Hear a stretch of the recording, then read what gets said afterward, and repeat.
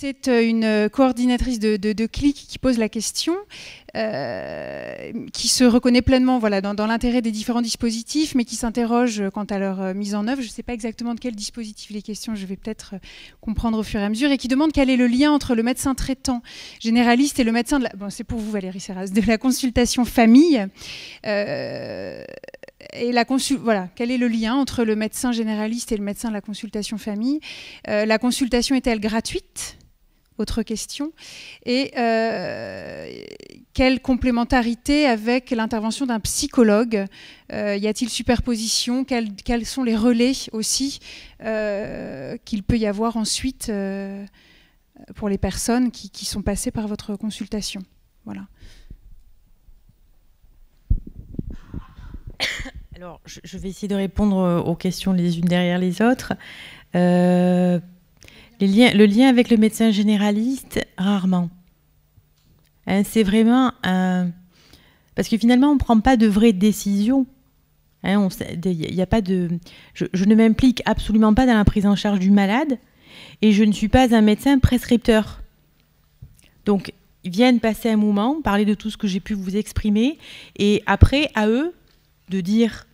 Et ça arrive quelquefois, hein, alors généraliste, je suis allée voir quelqu'un, j'ai parlé, tatati, tatata, qui m'a conseillé un certain nombre de choses, de lui en parler. Moi, je peux avoir contact avec les généralistes quelquefois, mais c'est vrai que, voilà, c'est à un moment donné, et il n'y a pas de prescription, il n'y a rien. Hein. Donc ça, c'est la première chose. Le lien avec le psychologue, l'orientation très aisée, parce que je ne suis pas psychologue, je ne fais pas du suivi, je ne suis pas dans comment on appelle ça, un soutien thérapeutique, je ne sais pas le faire. Hein, donc je me refuse.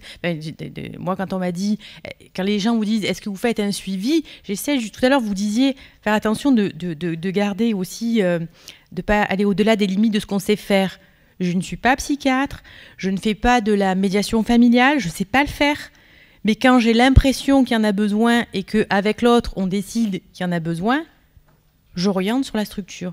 Donc le suivi du psychologue, c'est quelque chose d'hyper important pour certaines personnes, le groupe de parole pour d'autres, tout.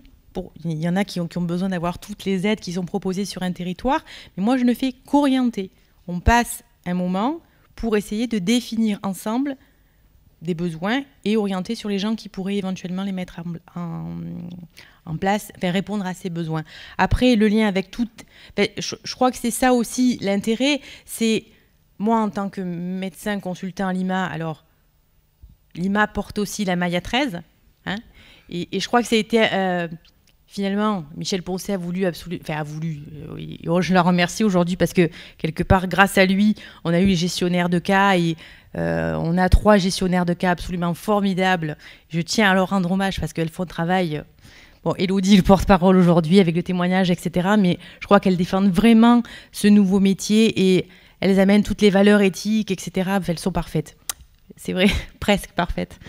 Et donc, je tiens à leur rendre hommage.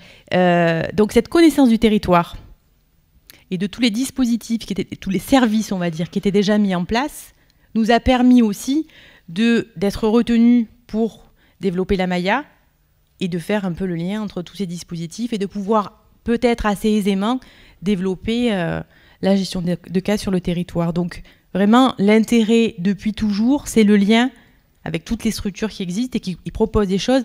Et encore une fois, j'insiste, qu'on ne sait pas faire à l'IMA. On ne veut pas faire à la place de tous ces professionnels qui ont acquis une expertise dans certaines choses qu'on n'a pas.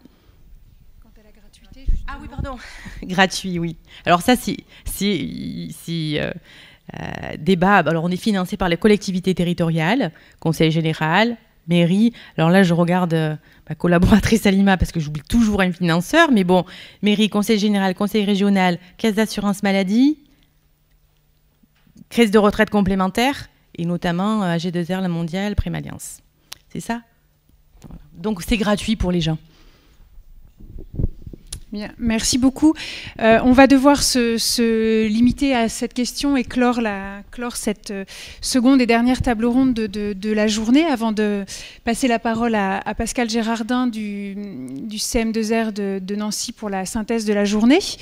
et avant de travailler dans le cadre du forum dans lequel on pourra discuter plus longuement et revenir sur certaines choses qui vous tarauderaient. Voilà, juste pour dire 2 mots de conclusion, moi il me semble que cette table ronde, j'espère, vous aura donné des pistes de réflexion et vous aura intéressé. Il me semble en tout cas qu'elle montre la nécessité de penser les choses de manière globale et comme un système et une entité. Il n'y a pas d'un côté les personnes malades, de l'autre leur réseau familial et relationnel, mais bien un système à accueillir, à prendre en compte, système qui va s'élargir ensuite aux professionnels dès lors qu'ils vont entrer dans la danse.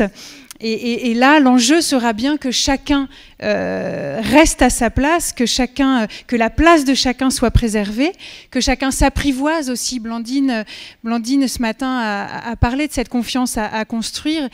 Apprivoisement, ajustement au jour le jour pour maintenir le cap et essayer de construire d'une certaine façon une permanence dans l'attention, dans l'observation, dans ce qui n'est qu'impermanence, incertitude et questionnement renouvelé. Voilà, il me semble que c'était en tout cas ce qu'on a essayé de travailler avec vous pour cette table ronde.